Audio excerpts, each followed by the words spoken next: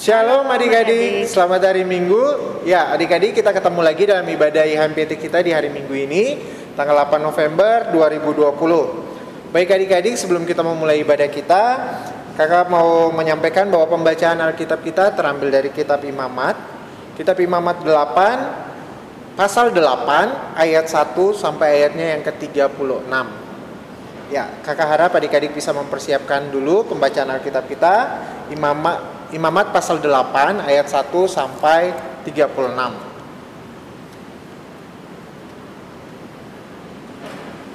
Ya, kalau adik-adik sudah menyiapkan pembacaan Alkitab kita akan masuk dalam saat teduh dan kita akan memulai ibadah hari Minggu ini. Baik adik-adik, kita masuk dalam saat teduh.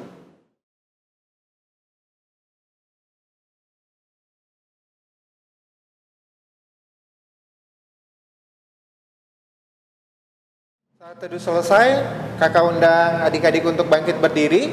Kita bersama-sama akan bernyanyi dari Kidung Muda Mudi 43, mari bernyanyi sertaku.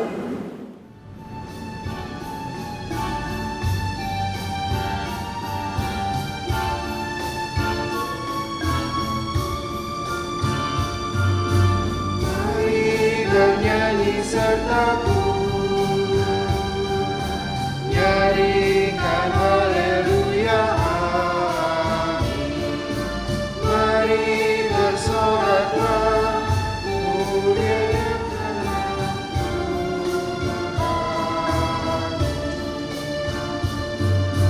Mari berdoa sertaku,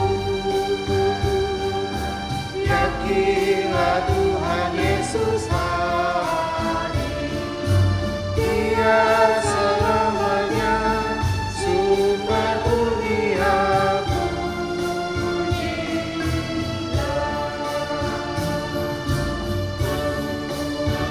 Atas karyanya, pujilah Dia yang menang. Sang Bapa, Putra, Roh Kudus,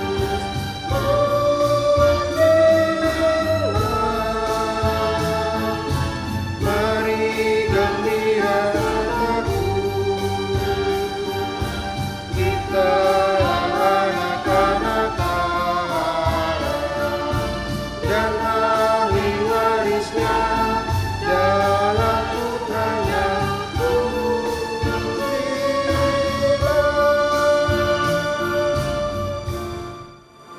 Adik-adik yang dikasihi Tuhan kita Yesus Kristus, mari kita berdoa. Bapa kami yang baik, terima kasih atas pencerahan Tuhan hingga pagi hari ini, di mana ya Tuhan sebentar lagi kami akan memuliakan nama-Mu. Berkati ya Tuhan adik-adik layan kami yang mengikuti ibadah pada pagi hari ini, dan kakak-kakak layan juga ya Tuhan. Tuhan berkati Kak Merel sama Kak Charles yang akan membawakan firman Tuhan pada hari ini. Tuhan, adapun pembacaan firman Tuhan pada pagi hari ini terambil dari Imamat 8 ayat 1 sampai 36. Tuhan berkati ibadah ini ya Tuhan, dari awal pertengahan hingga akhir hanya boleh jadi di dalam nama Tuhan Yesus. Amin. Ya adik-adik, kakak undang untuk duduk. Kita akan bernyanyi kembali. Sebelum kita membaca firman Tuhan, kita akan bernyanyi dari Kidung Jemaat 184 ayat 1 dan 2, Yesus sayang padaku.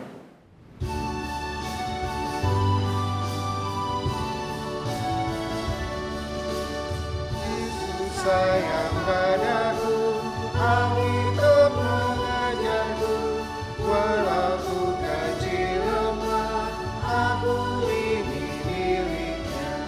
Yesus Tuhanku sayang padaku, itu firman-Nya di dalam Alkitab.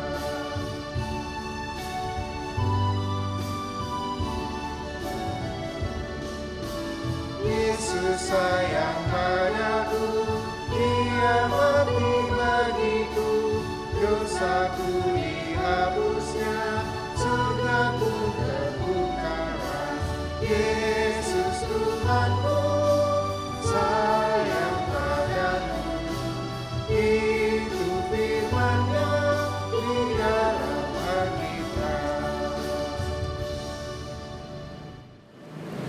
Ya adik-adik, kakak undang untuk bangkit berdiri. Kita akan membaca firman Tuhan yang seperti tadi sudah kakak sampaikan. Pembacaan firman Tuhan terambil dari kitab Imamat. Imamat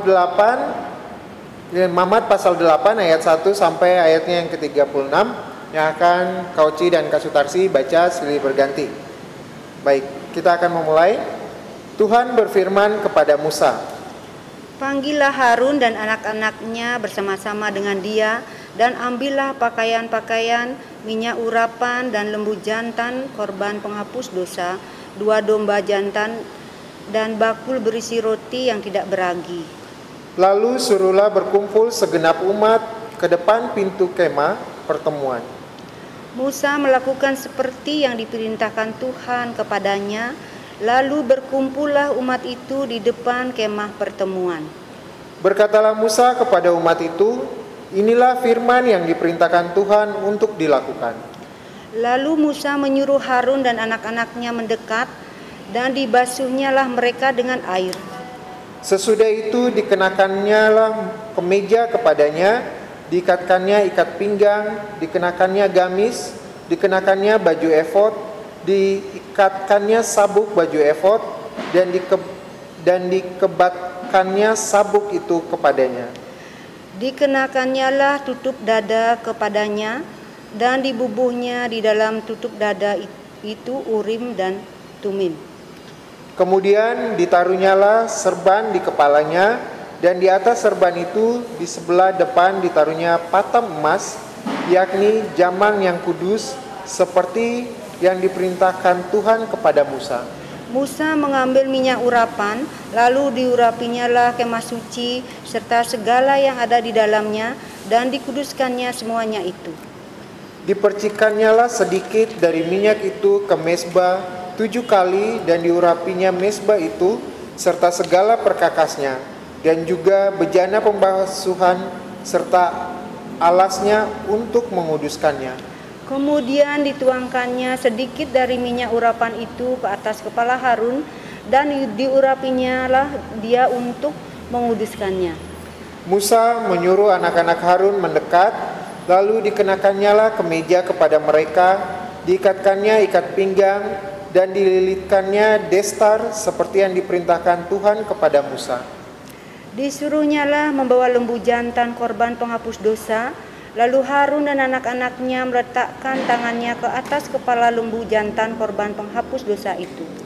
Lembu itu disembeli, lalu Musa mengambil darahnya, kemudian dengan jarinya dibubuhnyalah darah itu pada tanduk-tanduk mezbah di sekelilingnya, dan dengan demikian disucikannya mezbah itu dari dosa. Darah selebihnya dituangkannya pada bagian bawah mezbah. Dengan demikian dikuduskannya mezbah itu, dan diadakannya pendamaian baginya.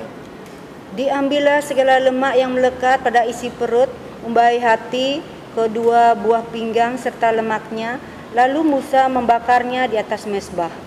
Tetapi lembu jantan itu dengan kulit, daging dan kotorannya dibakarnya habis di luar perkemahan seperti yang diperintahkan Tuhan kepada Musa. Kemudian disuruhnya membawa domba jantan korban bakaran, lalu Harun dan anak-anaknya meletakkan tangannya di atas kepala domba jantan itu. Domba itu disembeli, lalu Musa menyiramkan darahnya pada mezbah sekelilingnya. Domba itu dipotong-potong menurut bagian-bagian tertentu, lalu Musa membakar kepalanya dan bagian-bagiannya dan lemaknya. Tetapi isi perut dan betisnya dibasuh dengan air. Lalu Musa membakar seluruh domba jantan itu di atas mezbah. Itulah korban bakaran yang baunya menyenangkan, yakni suatu korban api-apian bagi Tuhan, seperti yang diperintahkan Tuhan kepada Musa. Kemudian disuruhnya membawa domba jantan yang lain, yakni domba persembahan pentasbihan. Lalu Harun dan anak-anaknya meletakkan tangannya ke atas kepala domba jantan itu. Domba jantan itu disembeli, lalu Musa mengambil sedikit dari darahnya dan memubuhnya pada cuping telinga kanan Harun, pada ibu jari tangan kanan, dan pada ibu jari kaki kanannya. Musa menyuruh anak-anak Harun mendekat, lalu membubuh sedikit dari darah itu pada cuping telinga kanan mereka, pada ibu jari tangan kanan dan ibu jari kaki kanan mereka. Lalu Musa menyiramkan darah selebihnya pada mezbah sekelilingnya. Diambilnyalah lemaknya, ekornya yang berlemak, segala lemaknya yang melekat pada isi perut, umbai hatinya, kedua buah pinggang, serta lemaknya dan paha kanannya. Dan dari dalam bakul berisi roti yang tidak beragi yang ada di hadapan Tuhan, diambilnyalah satu roti bundar yang tidak beragi, satu roti bundar yang diolah dengan minyak, dan satu roti tipis, lalu diletakkannya di atas segala lemak dan di atas pada kanan itu, paha kanan itu. Dan ditaruhnya seluruhnya di telapak tangan Harun dan di telapak tangan anak-anaknya, dan dipersembahkannya semuanya sebagai persembahan unjukan di hadapan Tuhan. Kemudian Musa mengambil semuanya dari telapak tangan mereka, lalu dibakarnya di atas mezbah, yaitu di atas korban bakaran. Itulah persembahan pentasbihan untuk menjadi bau yang menyenangkan. Itulah suatu korban api-apian bagi Tuhan. Musa mengambil dada domba itu dan mempersembahkannya sebagai persembahan unjukan di hadapan Tuhan. Itulah yang didapat Musa sebagai bagiannya dari domba jantan persembahan pentabisan itu, seperti yang diperintahkan Tuhan kepada Musa. Dan lagi Musa mengambil sedikit dari minyak urapan dan dari darah yang di atas mezbah itu, lalu dipercikannya kepada Harun, ke pakaiannya, dan juga kepada anak-anaknya dan ke pakaian anak-anaknya. Dengan demikian ditahbiskannya lah Harun pakaiannya dan juga anak-anaknya dan pakaian anak-anaknya. Berkatalah Musa kepada Harun dan kepada anak-anaknya, masaklah daging itu di depan pintu kemah pertemuan. Di sanalah harus kamu memakannya dengan roti yang ada di dalam bakul untuk persembahan pentabisan, seperti yang telah kuperintahkan, dengan berkata, Harun dan anak-anaknya haruslah memakannya. Dan apa yang tinggal dari daging dan roti itu haruslah kamu bakar habis dengan api. Janganlah kamu pergi dari depan pintu kemah pertemuan selama 7 hari sampai kepada genapnya perayaan pentabisan, karena perayaan pentabisan akan berlangsung 7 hari lamanya. Seperti yang diperbuat pada hari ini, demikian juga diperintahkan Tuhan, kamu perbuat kelak untuk mengadakan perdamaian bagimu. Di depan pintu kemah pertemuan haruslah kamu tinggal siang malam 7 hari lamanya, dan kamu harus lakukan kewajibanmu terhadap Tuhan dengan setia, supaya janganlah kamu mati, karena demikianlah diperintahkan kepadaku. Maka Harun dan anak-anaknya melakukan segala firman yang diperintahkan Tuhan dengan perantaraan Musa. Ya adik-adik, sampai sekian jauh pembacaan firman kita pada pagi hari ini. Kita akan langsung masuk dalam pembagian kelas adik-adik.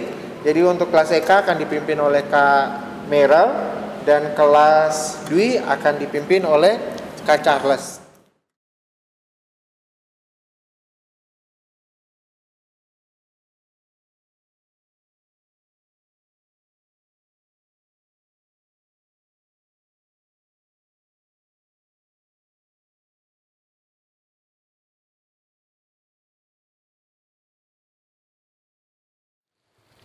Shalom, selamat pagi adik-adik yang terkasih dalam Tuhan Yesus Kristus.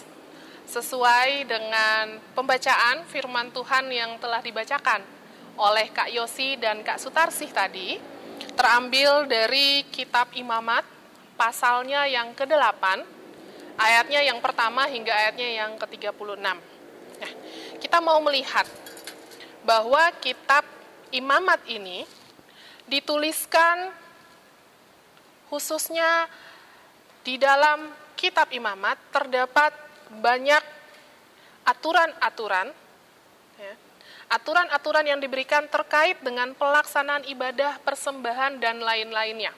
Sebelum kitab Imamat, kita melihat kitab Keluaran yang menceritakan bagaimana umat Israel ditebus oleh Allah melalui Musa, bagaimana mereka dibawa keluar dari tanah Mesir menuju kepada tanah perjanjian.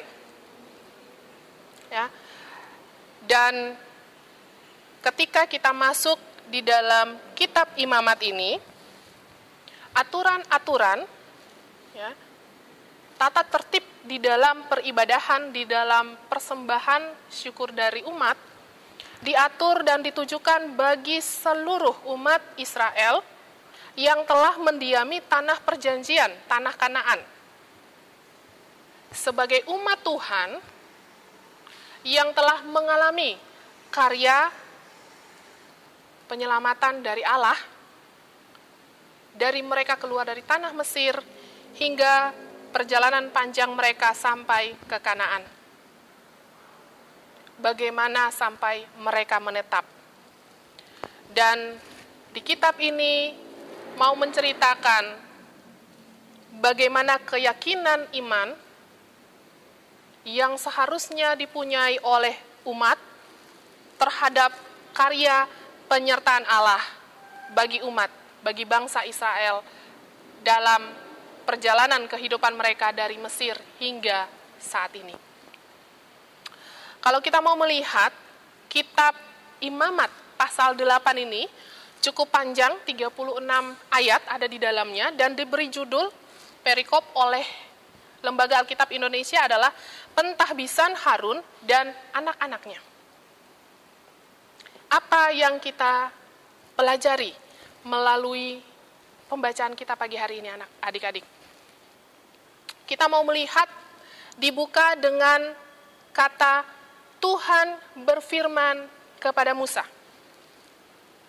Seluruh aturan-aturan yang termuat di dalam kitab Imamat ini bukan bikinan Musa, bukan bikinan umat, tetapi Tuhan yang berfirman. Melalui siapa? Melalui Musa saat itu. Ya.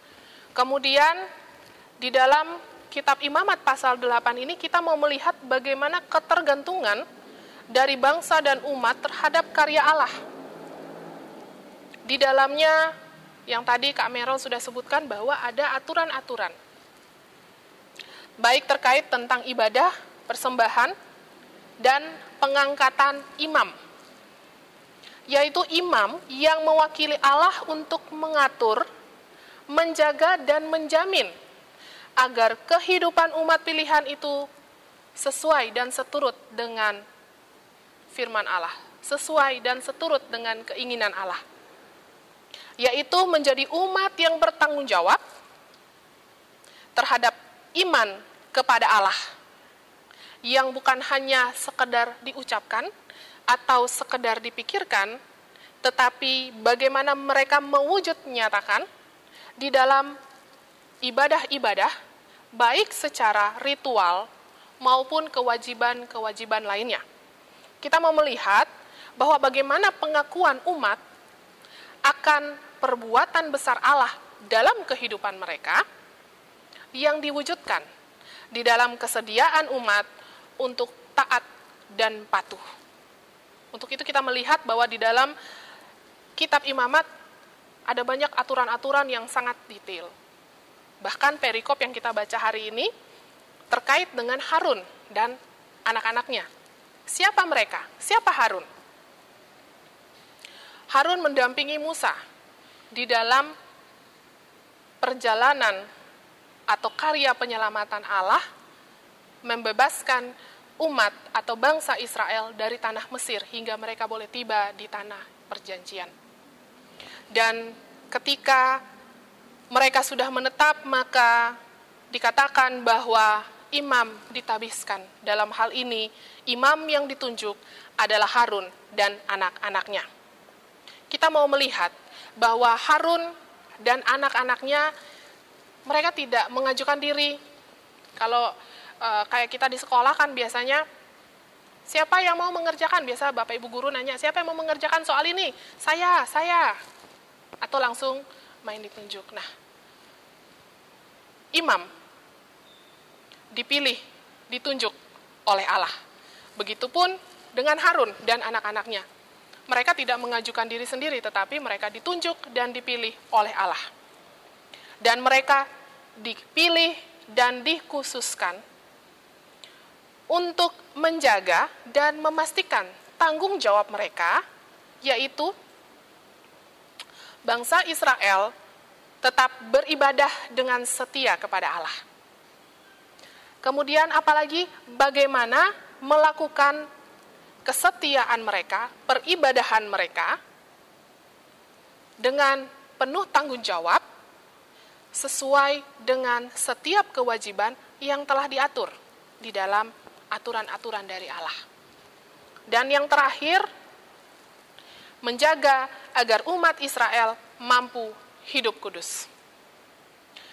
Jadi kita lihat bahwa poin tugas Harun dan anak-anaknya ditabiskan sebagai imam, bagaimana mereka menjaga dan memastikan bahwa bangsa Israel tetap setia kepada Allah, tetap di dalam kehidupannya melakukan kehidupan yang bertanggung jawab sesuai dengan aturan-aturan yang Tuhan berikan, dan juga bagaimana menjaga kekudusan hidup umat Israel saat itu.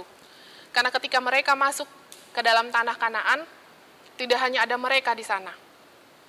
Mereka mengenal bangsa-bangsa lain yang tidak mengenal Allah. Itulah sebabnya imam ada, Imam Harun ada, beserta dengan anak-anaknya, ditunjuk dan dipilih Allah untuk memastikan bahwa umat bangsa Israel saat itu tetap taat dan setia, serta menjaga kekudusan mereka dalam kehidupan mereka setiap saat. Lalu kita mau melihat, kalau di dalam pembacaan kita dari ayatnya yang kedua sampai ayatnya yang ke-33.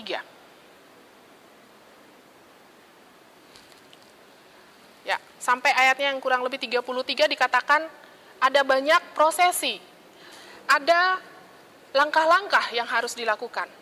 Prosesinya begitu panjang, bahkan di ayatnya yang ke-33 dikatakan bahwa selama 7 hari. Prosesi ini berlangsung selama 7 hari. Bukan hanya prosesi yang singkat. Tapi kita mau melihat bahwa di dalam prosesinya yang begitu panjang, mulai dari pembasuhan dengan air, baik terhadap pakaian liturgis dan atribut-atributnya, pengurapan dengan minyak bagi kepala Harun dan anak-anaknya, sampai kepada persembahan kurban bakaran. Itu sangat panjang. Bahkan prosesi pentahbisan ini bukan hanya dilakukan terhadap Harun dan anak-anaknya, tetapi juga bagi mezbah. Ya. Sehingga di dalam perayaan penahbisan imam ini, mereka tidak boleh pergi, tidak boleh beranjak dari pintu kemah pertemuan. Seluruh prosesi dari hari pertama sampai hari ke-7, dari prosesi awal sampai prosesi akhir, mereka harus stay, harus tetap berada di depan pintu kemah pertemuan. Untuk apa? Untuk mengikuti prosesi pentahbisan tersebut. Sangat rinci dan teratur, adik-adik, kalau kita mau melihat di sepanjang pasal 8 dari ayatnya yang kedua hingga ayatnya yang ke-33. Sangat rinci dan teratur. Yang mau menggambarkan apa? Yang pertama, di dalam upacara atau prosesi pentahbisan ini, jabatan sebagai imam adalah pemberian Allah. Allah yang memilih, Allah yang menentukan, Allah yang menunjuk. Maka kehendak Allah yang harus diikuti, bukan keinginan-keinginan manusia. Dalam hal ini, baik itu Musa, Harun, atau anak-anaknya. Dan ketika sudah dipilih, ketika sudah ditunjuk dan ditentukan oleh Allah, maka ada tanggung jawab yang harus dikerjakan. Ada tugas yang diberikan oleh Allah untuk dilaksanakan oleh Harun dan anak-anaknya. Sama seperti ketika Allah menunjuk Musa untuk membawa bangsa Israel keluar dari Mesir hingga mereka tiba sampai di tanah perjanjian, walaupun Musa tidak masuk ke tanah perjanjian itu, tapi Musa melakukan apa yang Tuhan inginkan. Musa ditunjuk. Dia melakukan apa yang Tuhan inginkan.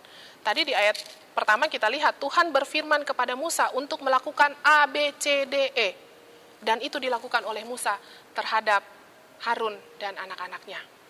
Maka ketika Allah memilih Harun dan anak-anaknya, mereka ditabiskan, mereka disucikan, maka mereka pun punya tugas dan tanggung jawab yang harus dikerjakan sesuai dan seturut kehendak Allah. Dengan apa yang Tuhan tugaskan, apa yang Allah berikan bagi mereka. Itu yang pertama. Lalu yang kedua, kita mau melihat melalui prosesi upacara pentahbisan ini, mereka dikuduskan, dan selanjutnya mereka harus menjaga kekudusan hidup mereka sebagai pelayan Allah.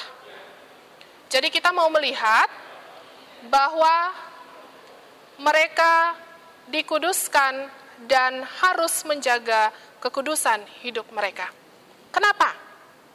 Proses penyembelihan korban persembahan, pemercikan darah, sebagaimana yang diatur di dalam aturan yang Allah inginkan, Allah sampaikan kepada Musa untuk dilakukan, itu bertujuan untuk mengingatkan bahwa baik para imam maupun seluruh umat Israel harus ingat bahwa mereka disucikan dan dikuduskan. Untuk itu, mereka harus juga menjaga kekudusan hidup mereka. Bagaimana kekudusan hidup mereka dijaga? Dengan membangun relasi yang mutlak dengan Allah dalam rangka menjalankan tugas tanggung jawab dalam panggilan dan pengutusan mereka setiap saat. Itu kita mau lihat melalui pembacaan firman Tuhan pagi ini. Apa makna dari upacara pentahbisan itu? Pertama, tadi Kak Mei ulang, upacara pentahbisan, imam dipilih, ditunjuk, ditentukan oleh Allah. Dan di dalam penunjukan itu ada tugas dan tanggung jawab yang mengikuti, yang harus dikerjakan, dilakukan sesuai, seturut dengan kehendak Allah. Dan di dalam menjalankan tugas tanggung jawab itu harus menjaga kekudusan. Kita melihat yang selanjutnya. Apa yang mau digambarkan, apa yang mau disampaikan melalui firman Tuhan pagi ini, melalui kisah pentahbisan Harun dan anak-anaknya. Sama seperti Harun, sama seperti anak-anaknya, sama seperti Musa. Adik-adik sekalian, Kak Merel, Kak Yosi, Kak Tarsi, Kak Charles, semua kita dipilih dan ditunjuk Allah sebagai umat pilihannya. Kita dipilih, kita ditebus di dalam penebusan Yesus Kristus di kayu salib, dan kita dituntun senantiasa di dalam pimpinan dan tuntunan Roh-Nya yang kudus. Ini semua merupakan hak prerogatif Allah. Bahwa kita dipilih, kita ditentukan, kita ditebus, dan senantiasa ketika kita mau memberi diri, kita dituntun dan dipimpin oleh Allah. Dari hak prerogatif Allah untuk memilih dan menunjuk adik-adik dan Kak Merel, kakak-kakak yang lainnya, kita semua umat pilihan Allah. Ketika kita ditunjuk dan kita dipilih, maka ada tugas dan tanggung jawab yang harus kita lakukan. Di dalam menjalankan tugas dan tanggung jawab itu, kita masing-masing dipersiapkan. Kita masing-masing diperlengkapi untuk menjalankan tugas tanggung jawab kita. Jadi, adik-adik, ketika Harun dan anak-anaknya dipanggil, tidak serta-merta mereka, Oke Musa, oke Allah, kami datang, kami bertugas. Gak sekedar seperti itu. Kita melihat prosesinya cukup panjang, adik-adik. Bagaimana mulai dari ayat 2 ini, bagaimana pakaian-pakaian, minyak-minyakan yang dipakai, persembahan lembu-lembu yang dipakai, yang harus disiapkan domba-domba, Ya. Bagaimana Musa di ayatnya yang ke-6 dikatakan Musa menyuruh Harun dan anak-anaknya mendekat, dibasuhnya mereka dengan air, dikenakannya lah kemeja, seluruh atribut perlengkapan pakaian sebagai imam. Bagaimana proses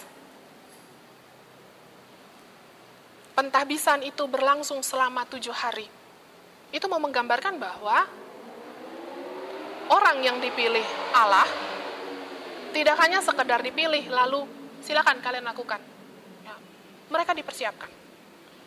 Dipilih, dipanggil, ditunjuk, dikuduskan, disucikan, lalu diperlengkapi, dipersiapkan untuk melaksanakan tugas tanggung jawabnya. Sebagai umat Tuhan, hidup kita ini penuh dengan anugerahnya. Tiap hari melalui berbagai pengalaman hidup, kita merasakan karya kasih setia Tuhan itu, yang telah memilih, menebuskan, dan menyelamatkan kita. Juga terus memimpin kita di dalam sepanjang kehidupan kita. Kenapa Tuhan mau melakukan itu? Karena Ia setia. Ia menggenapi janjinya untuk terus memelihara dan tidak meninggalkan kita. Allah yang setia itu, Allah yang kudus itu yang kita ikuti, maka teladannya lah kita juga harus mengikuti untuk taat, untuk setia, untuk hidup kudus. Jadi adik-adik, kalau kita mau melihat bagaimana prosesi Harun dan anak-anaknya yang begitu lama, sepanjang 7 hari, dengan segala details yang begitu banyak dan begitu rinci, begitu berurutan, kita akan melihat bahwa di dalam menjalankan tugas tanggung jawab kita ketika kita sudah dipanggil dan dipilih, ketika kita dipersiapkan untuk menjadi alat di tangan Tuhan, maka di dalam periode waktu 7 hari ini mau melihat ketaatan, kesetiaan dari Harun dan anak-anaknya serta umat Tuhan saat itu. Dalam kehidupan kita pun, kita senantiasa diminta untuk taat dan setia. Sehingga di dalam menjawab akan panggilan dan pengutusan dari Allah bagi kita, dengan tugas tanggung jawab kita setiap harinya, dimanapun kita berada. Tidak harus terbatas seperti Kak Merel saat ini, harus ada di depan, memberitakan firman. Tidak sama seperti harus menjadi para majelis atau pendeta. Tidak harus seperti itu, adik-adik. Ketika kita ditunjuk dan dipilih untuk menjadi alat di tangan Tuhan, kita tidak harus menjadi sosok yang berdiri memegang Alkitab lalu menyampaikan firman Tuhan kepada orang-orang di sekeliling kita. Tetapi yang Tuhan inginkan, bagaimana kita menyampaikan firman Tuhan, bagaimana kita melakukan tugas tanggung jawab panggilan pengutusan kita melalui sikap hidup setiap hari. Bagaimana kita bertutur kata, bagaimana kita bersikap dengan orang-orang di sekeliling kita. Kita akan menjadi surat Kristus yang terbuka. Bagaimana kita menjaga kekudusan kita, kita setia, taat kepada Tuhan. Maka nama Tuhan dipuji, dimuliakan melalui kehidupan kita setiap hari. Untuk itu, adik-adik, ingatlah bahwa sebelum kita hadir dipilih kita untuk melakukan pelayanan, memimpin orang lain, sebelum kita diberikan kesempatan untuk bersaksi, berbagi, maka kita harus dikuduskan. Dan kita akan dipersiapkan untuk bagaimana kita menjalankan tugas tanggung jawab kita di manapun kita berada setiap harinya. Untuk itu, adik-adik, selamat menjalankan tugas tanggung jawab kita sebagai orang yang telah dipilih, yang telah ditunjuk oleh Allah untuk menjadi alat di tangannya, menyampaikan kabar sukacita, menyampaikan kehendaknya melalui setiap sikap hidup kita setiap hari. Tuhan Yesus memberkati kita semua. Amin. Baik adik-adik, kita akan merespon kebenaran firman Tuhan yang tadi sudah kita dengar di kelas Eka dan kelas Dwi dengan bernyanyi dari Gita Bakti 116, Yesus inginkan dirimu.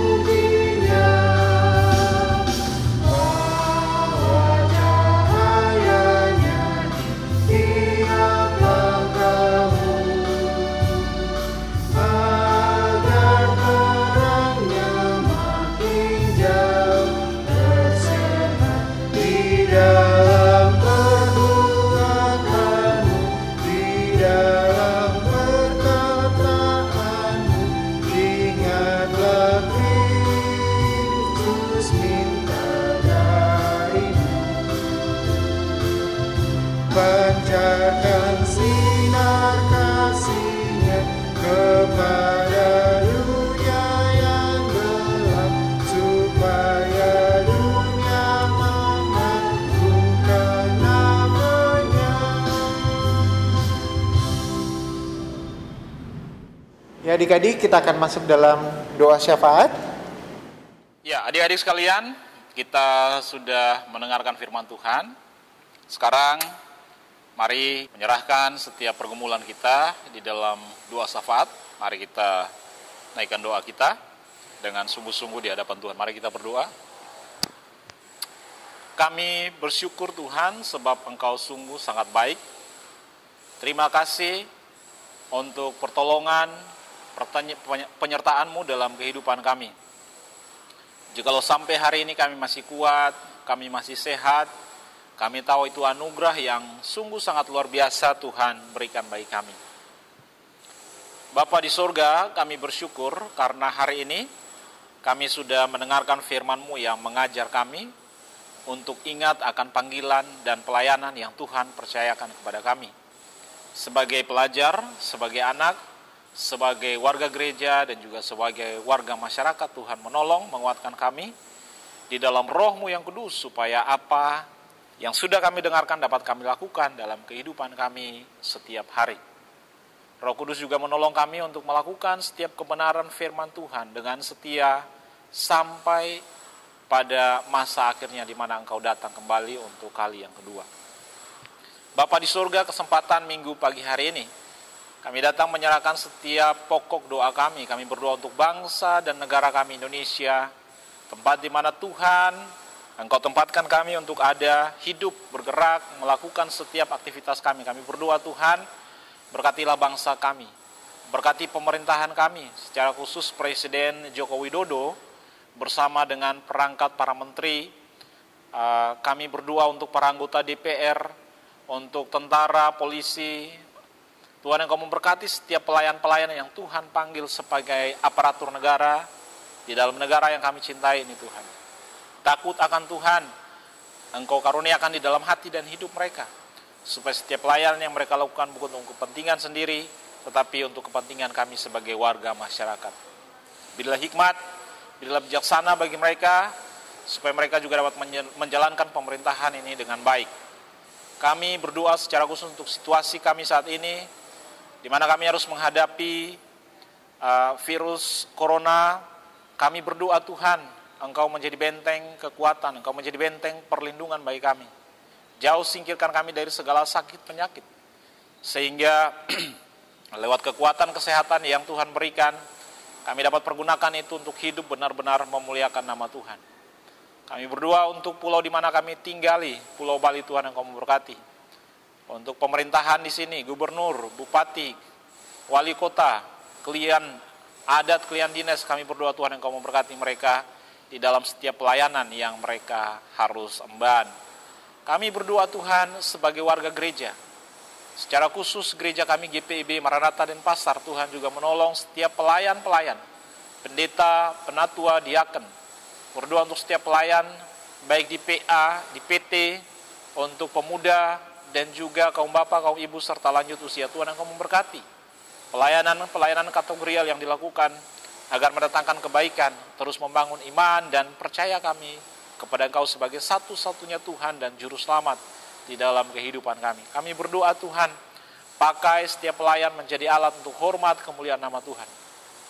Kami berdoa Tuhan untuk setiap program-program yang sudah kami rancang, Tuhan Engkau memberkati, menolong agar semua berjalan dengan baik, nama Tuhan kembali dipuji, dipermuliakan. Berdoa secara khusus untuk pelayanan kategorial persekutuan teruna, secara khusus untuk adik-adik layan yang saat ini masih duduk di bangku pendidikan. Tuhan Engkau menolong mereka. Jikalau mereka hari-hari ini harus belajar dari rumah, melakukan segala sesuatu secara online, Tuhan Engkau memberkati. Semangat, sukacita, damai, sejahtera dari Allah memenuhi hati dan pikiran mereka. Supaya walaupun demikian mereka tetap melakukan setiap tugas dan tanggung jawab itu dengan penuh sukacita, dengan penuh tanggung jawab. Dengan demikian nama Tuhan dipuji, dipermuliakan. Bapa di sorga, kami juga berdoa secara khusus untuk adik-adik layan yang ada di rumah saat ini. Di dalam keadaan sukacita yang mereka alami karena ulang tahun, Tuhan Engkau memberkati. Di dalam setiap prestasi, di dalam pembelajaran mereka, Tuhan Engkau memberkati. Memberkati juga mereka yang mungkin bersedih, mereka yang pilu hati karena berbagai macam kesedihan yang dialami. Tuhan, kiranya Engkau memberi kekuatan penghiburan bagi mereka. Orang tua yang mendampingi, Tuhan Engkau memberi kekuatan untuk terus membimbing mereka di dalam jalan-jalan Tuhan. Terima kasih ya Allah, terima kasih. Kami menyerahkan hidup kami di dalam tangan kuasa-Mu, di dalam nama Tuhan Yesus Kristus yang telah mengajar kami berdoa bersama-sama. Bapa kami yang di surga, dikuduskanlah nama-Mu, datanglah kerajaan-Mu, jadilah kehendak-Mu di bumi seperti di surga. Berikanlah kami pada hari ini makanan kami yang secukupnya, dan ampunilah kami akan kesalahan kami, seperti kami juga mengampuni orang yang bersalah kepada kami. Dan janganlah membawa kami ke dalam pencobaan, tetapi lepaskanlah kami daripada yang jahat. Karena Engkaulah yang empunya kerajaan dan kuasa dan kemuliaan sampai selama-lamanya. Amin.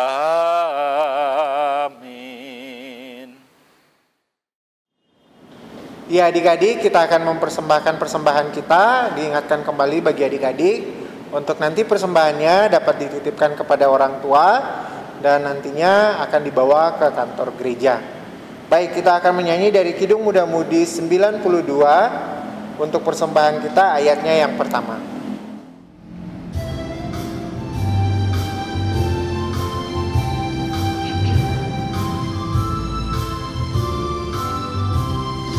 Kita menaburkan biji kebenaran pada pagi hari, siang dan petang.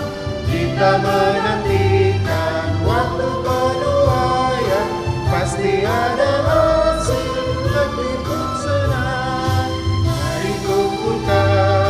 Mari kumpulkan, pasti ada hasil, hati pun senang. Mari kumpulkan, pasti ada hasil, hati pun senang. Adik-adik, mari kita berdiri untuk membawa persembahan kita dalam doa. Bapa kami yang baik, terima kasih ya Tuhan, karena Tuhan sudah memberikan kami keselamatan ya Tuhan. Dan kami juga pada hari ini memberikan berkat yang sebagian Tuhan telah berikan kepada kami. Tuhan berkati berkat ini ya Tuhan untuk memuliakan kerajaan-Mu. Inilah doa kami ya Tuhan Yesus. Amin. Sebelum kita masuk dalam pengutusan dan berkat, kita akan menyanyi dari Gita Bakti 277. Ayatnya yang pertama, firman Allah sudah kau dengar.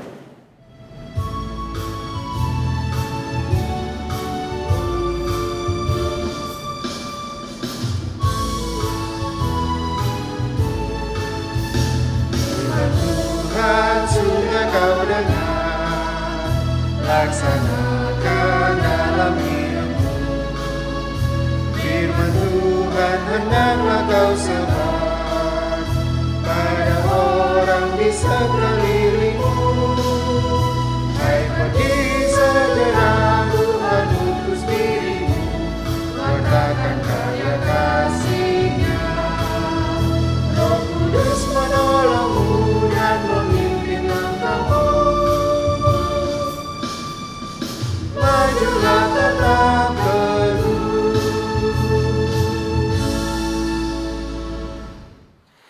Oke adik-adik sekalian, kita akan menutup ibadah kita di pagi hari ini. Kita akan berdoa, menutup ibadah kita dan memohon penyertaan Tuhan, berkat penyertaan Tuhan bagi kehidupan kita. Mari kita satu dalam doa. Bapa yang Maha Kasih, kami mengucap syukur berterima kasih untuk ibadah hari Minggu Persekutuan Teruna, hari Minggu 8 November 2020 yang telah kami lakukan dari awal pertengahan hingga akhirnya. Bapa yang Maha Baik, biarlah kami boleh Engkau tuntun, Engkau pimpin dengan kuat kuasa Roh Kudus-Mu. Engkau memampukan kami ya Bapa, tuntun pimpin kami agar kami boleh dimampukan untuk senantiasa taat dan setia di dalam menjalankan tugas panggilan kehidupan kami dimanapun kami berada dengan kesetiaan, ketaatan, dan kekudusan yang daripadamu saja. Kami menyerahkan kehidupan kami seutuhnya ke dalam tangan kasih-Mu, dan biarlah kasih karunia dan damai sejahtera dari Allah Bapa kita dan dari Tuhan Yesus Kristus menyertai kita sekalian saat ini kekal selama-lamanya. Bapa, terima kasih. Bapa, terima kasih. Bapa di dalam surga, ku berterima kasih. Amin.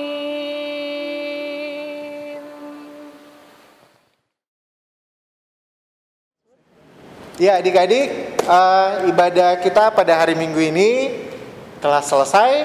Sampai nanti kita ketemu di minggu berikutnya, masih tetap dalam YouTube yang sama untuk kelas EK dan kelas Dwi. Selamat hari Minggu, sampai jumpa. Memberkati.